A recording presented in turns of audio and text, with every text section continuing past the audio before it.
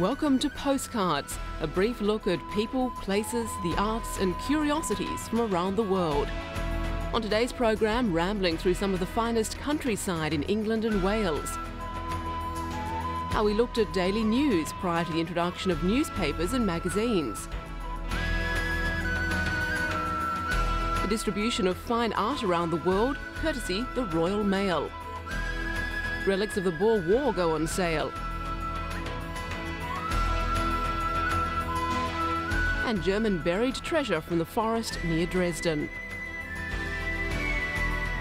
But first up, for the last 52 years, Edinburgh, the capital city of Scotland, has played host to a kaleidoscope of talent. Over a 2-week period, musicians, dancers, comedians and actors perform around the clock in the theatres and on the street in what has become the Festival of Fringe.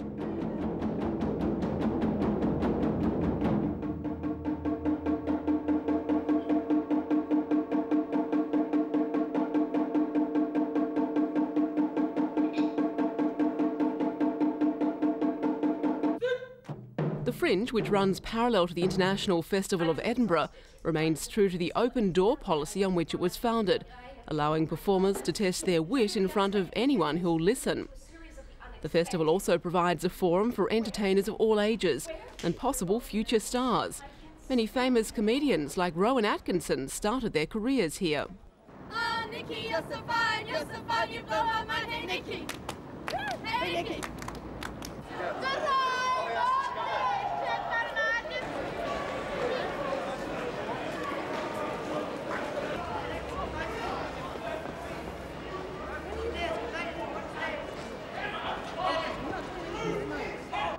The festival's reputation draws performers from all over the world. Eccentricus by Cirque Eloise from Quebec attracted crowds of over 500 a night in its first week.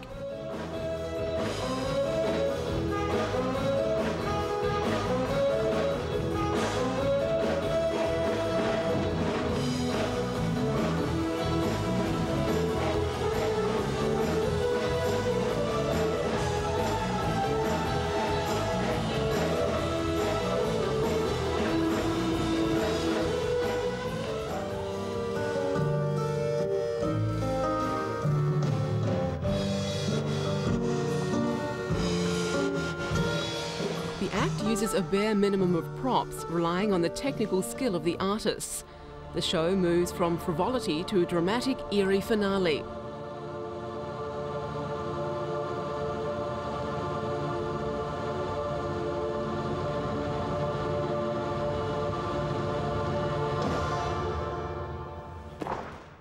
When the taiko drum group Mugenkyo first came to Edinburgh, the company was entirely Japanese. The athletic style of performance was so popular with audiences and locals, a Scottish contingent was formed. This year the group comprises Japanese, Glaswegians and New Zealanders. The music mesmerises the listener and, despite its pulsating, almost deafening sound, is strangely calming. The drummers say this is because it aims to emulate the heartbeat and the rhythm of life.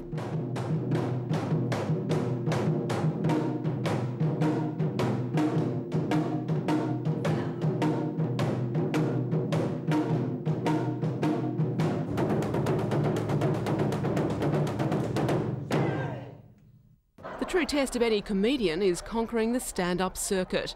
During the festival, up to 100 comedians perform daily.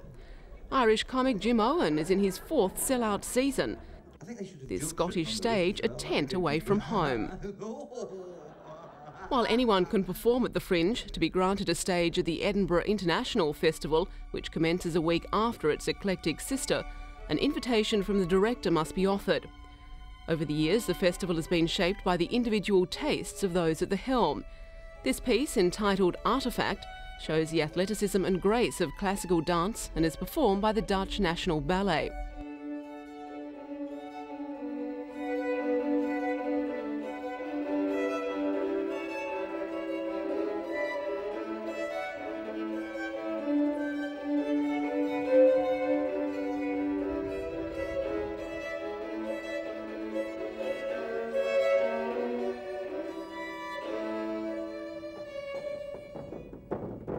Le Théâtre Talipo is from Reunion Island in the Indian Ocean.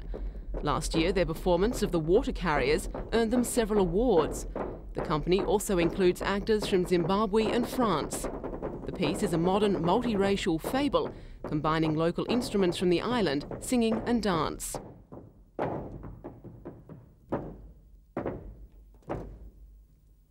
Originally, the festival invited artists and companies from around the world to take part, and 3 of 4 local Scottish theatre companies decided to put on shows themselves to take advantage of the visiting audiences and critics.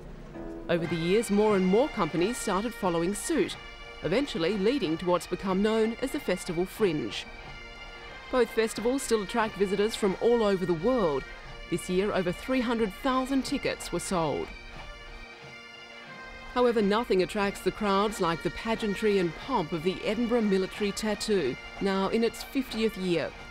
First conceived as the Scottish Army's contribution to the Edinburgh International Festival, the tattoo has evolved into a show combining a myriad of international performers, both military and civilian.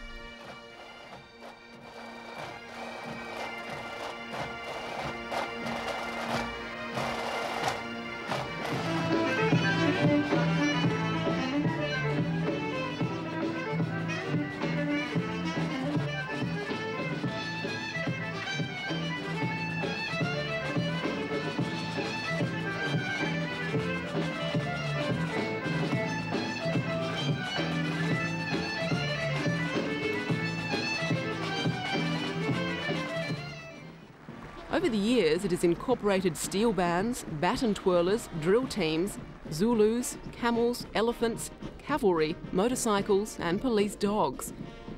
This year, the Barbados Defence Force Band, with its renowned stilt acrobats, the Moko Jumpies, and their 6-year-old cadet, stole the show.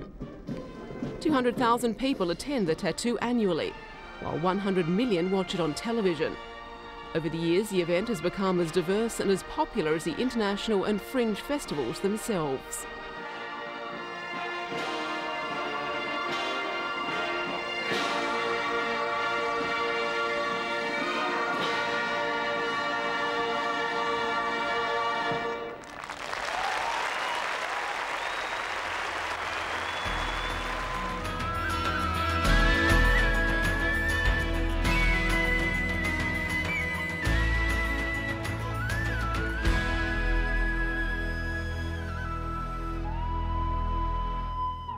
For the army of British walkers known as Ramblers, victory is in the air. After a century-long battle for the right to roam on some of the finest countryside in England and Wales, the British government is about to enshrine in law their right to walk on 4 million acres of open land. Those who have been fortunate enough to already access the countryside know the benefits it gives: the peace of mind, relief from stress, the improved good health. But 90% of Britain's countryside is privately owned. For centuries, access to land like the estate of Cottlestone Manor in Somerset's Quantock Hills has been through voluntary agreement between the local council and the landowner concerned. The new law takes away his age-old right to refuse. Current landowners believe today there should be managed access, taking into consideration land uses such as farming, forestry, shooting and so on. Health and safety implications must be looked at. A crucial factor in the management of public access to the land around Cottlestone Manor is the Quantock Hill Ranger Service. On popular tourist spots like Lydiard Hill, the rangers act as a bridge between landowner and public.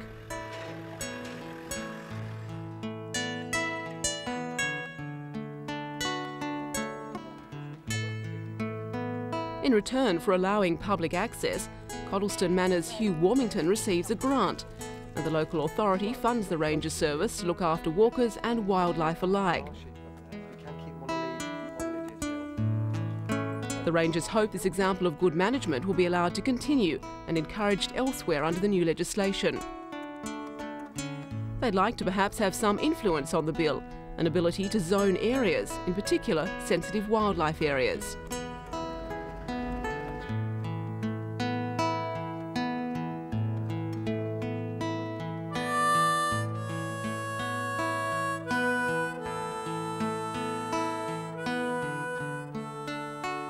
Land management is one of the details of the new legislation yet to be clarified, and it's one of a number of concerns for the Country Landowners Association. Its members are worried about the extra costs and responsibilities the legislation might bring, as well as a general loss of control of their land. The challenge of addressing the concerns of landowners and all those affected by the new legislation falls to the Countryside Agency, launched earlier this year. Its task is to make the legislation work. A sustainable countryside is important to everybody. Deputy Chair of the Countryside Agency, Pam Warhurst, believes practical progress will have to be made at a grassroots level through local access forums which will bring together sensitive representation to the different types of landscape and different needs of each area. The agency also has to address the worries of people like Bridget Bedell and her husband, who run a family farm in Surrey. 1/3 of their 2,000-acre estate is open to the public, thanks to a voluntary agreement made by Bridget's grandmother. The new law, though, opens up mountain, heath, moor, down and common land to the public, and Bridget wonders how people will know where their new rights begin and end. She foresees problems in this field, to which she happily allows public access now. The government says that all open land, like this common land on Bridget's estate, will be studied and entered on maps, a job also being undertaken by the Countryside Agency. But here too the debate rages. Some say the public wants circular guided walks next to car parks, not the right to roam freely over open land, and that resources will be taken from one to the other. But the principle of the right to walk on open land is one that the Ramblers have been determined to pursue, come rain or shine. They say that landowners will have the freedom to restrict walkers wherever reasonable land management needs demand it. At rallies like this, it takes more than a downpour to dampen their enthusiasm.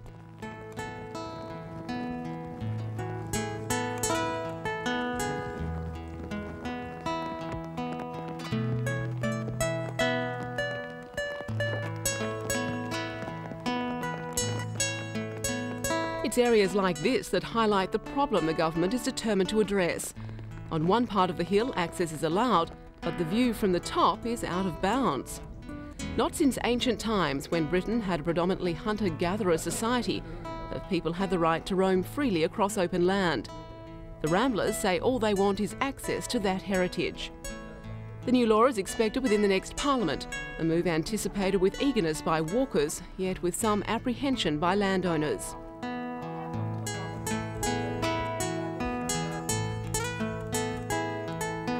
The face of the British countryside isn't about to change. Only 10% makes up the open land to be included in this legislation. But it's still a radical step, and one that will need careful handling.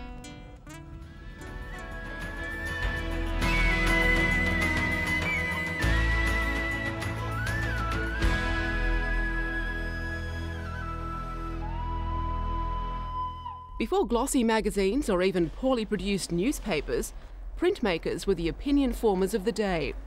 The British Museum's exhibition of prints from the 16th to the 19th century give a fascinating and vivid insight into the cultural mores of the working class Britain over 300 years.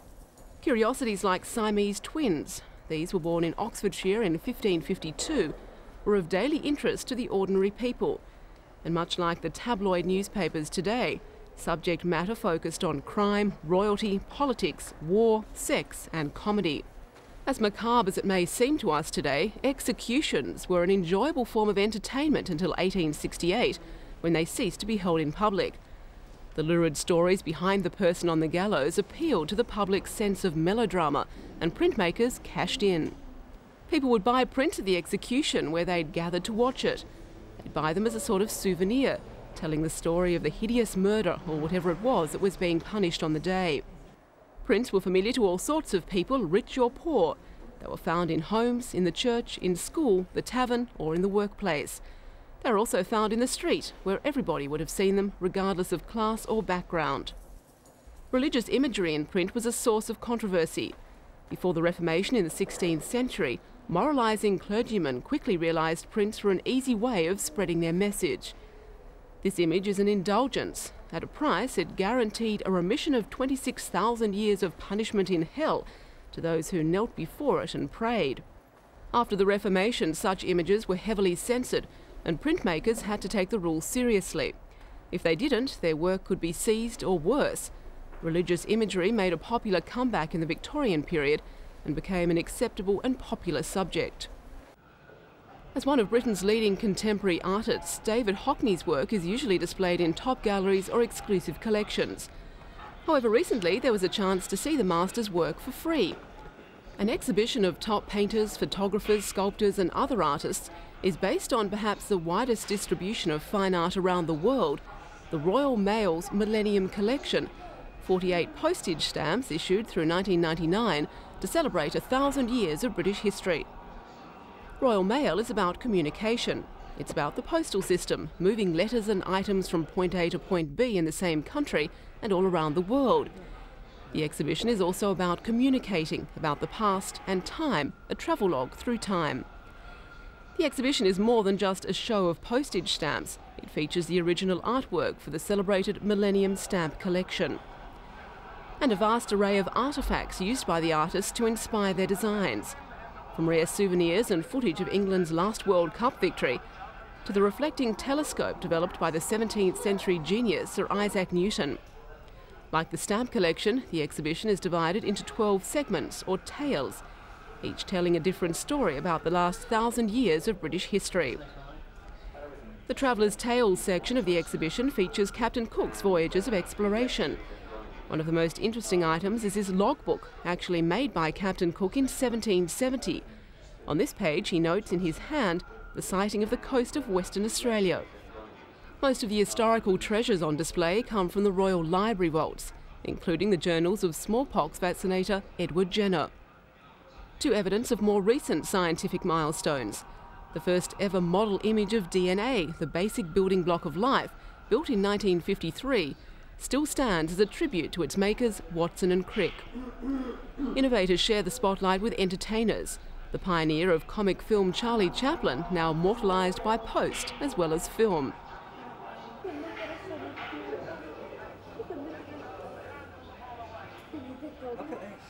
The Millennium Stamp is also dedicated to the Daleks, those robotic predators who had a generation of children cowering in front of their televisions. The menacing image snapped by leading society photographer Lord Snowdon. The exhibition is free of charge, and Royal Mail hopes its show will encourage people to collect stamps as an investment in history, perhaps to be passed down as gifts and heirlooms. A total of 1 billion Millennium stamps will be printed to satisfy demand from collectors around the world. More than simply a set of postage stamps, the series represents an exclusive collection of British art available at any local post office. A 16-year project to refurbish the home of Britain's national art collection is now complete and open to the public. The multi-million-pound North Galleries project has been funded entirely from private sector donations and ultimately provides a home for the National Gallery's preeminent collection of Dutch paintings.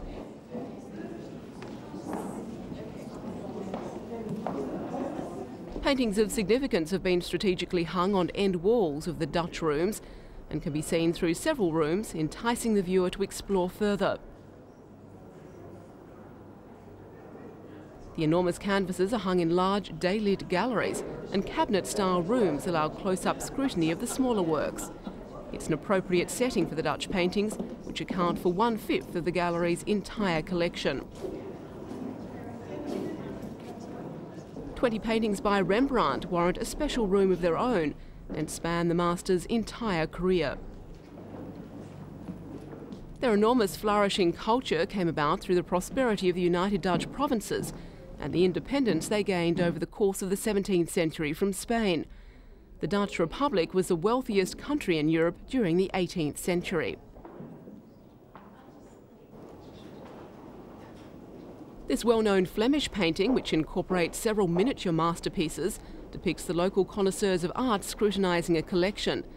The anonymous artist conveys the contemporary preoccupation with the art world and also belies the wealth and influence of the region.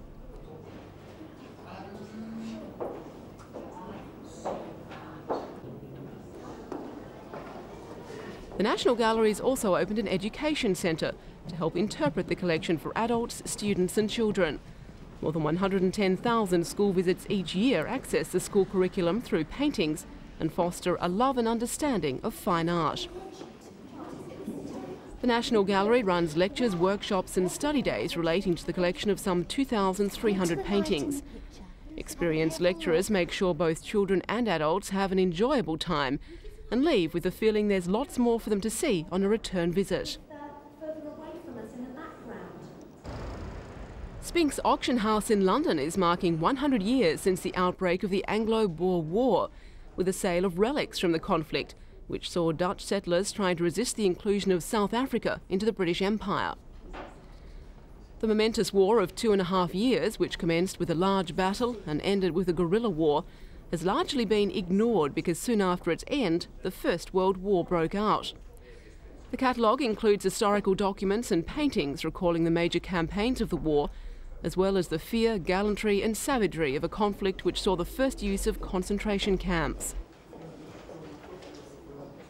This picture shows Private Albert Curtis, who won a Victoria Cross for his bravery in rescuing his wounded commanding officer while under heavy fire. Another of the 3 Victoria Crosses on sale was awarded to Sergeant James Firth, also awarded for rescuing comrades under fire. A pen used by Britain's later wartime leader Winston Churchill, then a war correspondent, is one of the items. As is a watch he gave to a British mine worker who helped him in his legendary escape from captivity on a colliery truck. Personal items include letters home from British soldiers and one of condolences from a hospital nurse in Natal to the mother of a soldier who died there of fever, a common fate for many. For the veteran British soldier, one of the most interesting mementos is a series of letters written by a British private in the cavalry. Travelling to South Africa on board a ship, his letters start by saying, "The food is a bit rough." Unfortunately, like so many British troops, he died of fever.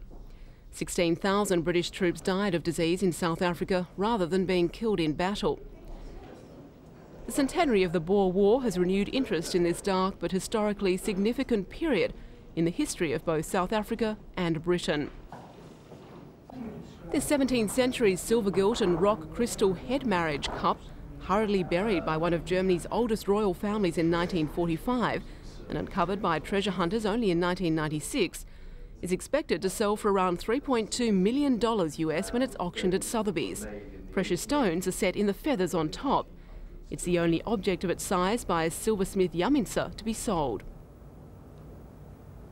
The cup is part of a collection of art known as the Maritzburg Treasures, belonging to the Royal House of Saxony.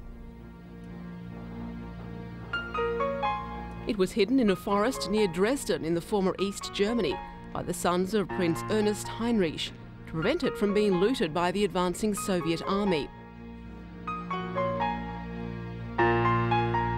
The collection also includes a gold and jewelled flower basket, expected to fetch up to $640,000 US. This silver-gilt gold and enamel basket is the only work by the Dresden goldsmith Dillinger ever to be sold. The collection was buried in 2 places. The royal estate's forester, aware of one of the sites, was forced by the Russians to reveal its whereabouts. The contents were uncovered and taken to Russia. Fortunately, the Moor's cup remained safely buried close by. The Moor's head was made for a wedding between the Pucci and the Strozzi families in Florence in the 16th century. The second burial site remained undiscovered until amateur treasure hunters found it in 1996. They reported it to the authorities, who excavated it professionally. It was then returned to the family. And that's all for today. Join us again next time for a postcard look at interesting people, places and the arts.